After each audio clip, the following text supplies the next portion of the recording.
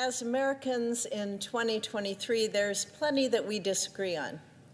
But last week, USA Today released a new study on something we can all agree to hate: potholes.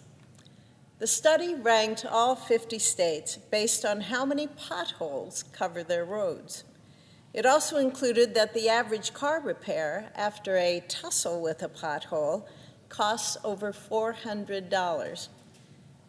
That's a lot of money for Americans to pay unexpectedly after a road incident.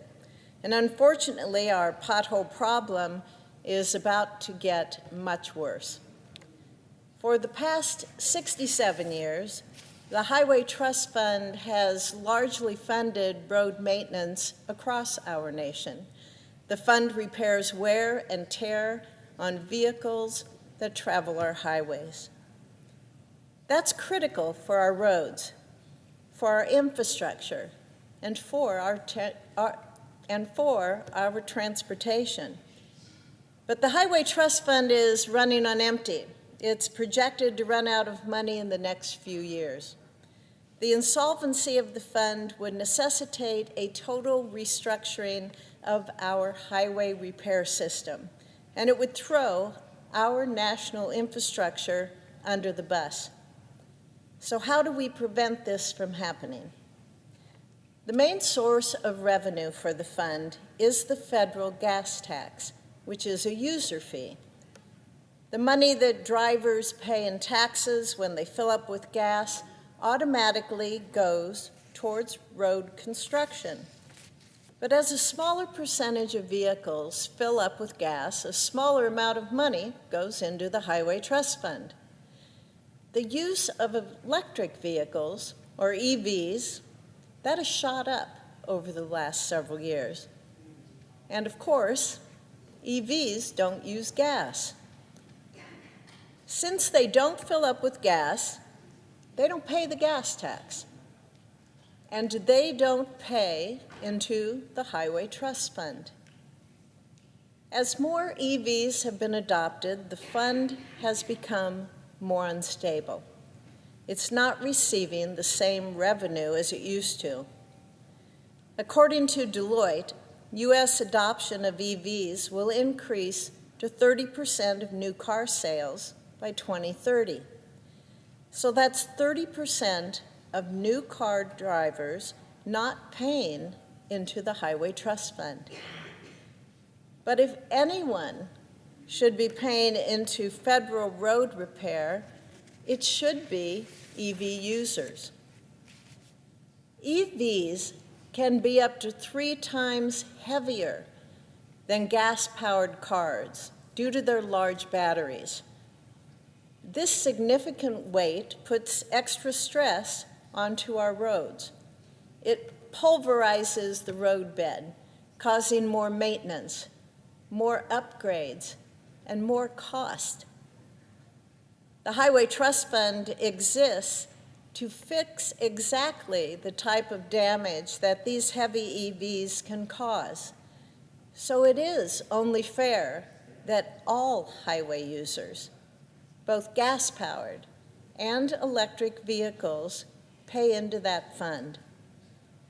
My recent bill, the Stop EV Freeloading Act, would fix this discrepancy.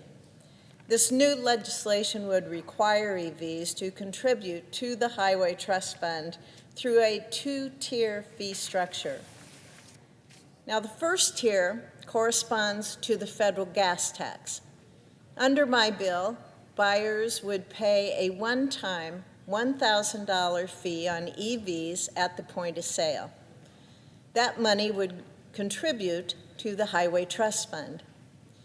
This $1,000 fee equals the average amount consumers currently contribute to the fund from gas taxes over 10 years.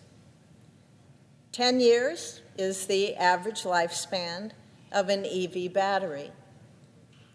This fee would tax EVs the same amounts once that gas-powered cars pay over the lifespan of an EV battery.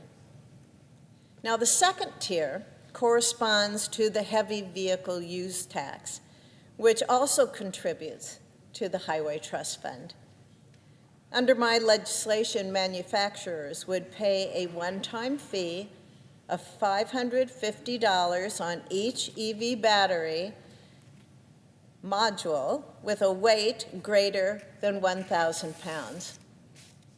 That average EV battery weight is a little less than 1,000 pounds, so taxing those heavier than average would ensure that the Highway Trust Fund has enough money to cover any damage that these vehicles inflict on highways.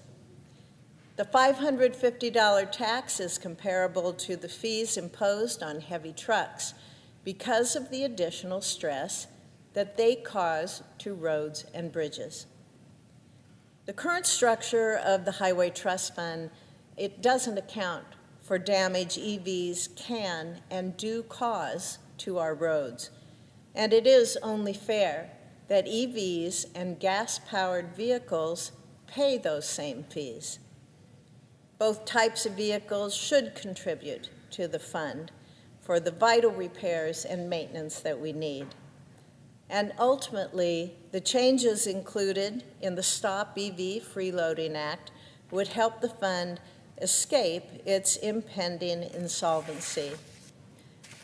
Right now, the Highway Trust Fund is losing to the EV industry, and that means that our roads are going to lose to heavy electric vehicles. And when our infrastructure starts deteriorating, the American people, they are going to pay the price. My bill would stop that from happening. Let's put gas-powered vehicles and electric vehicles on a level playing field. And that's the only way that we would all win. Thank you, Mr. President. I yield the floor.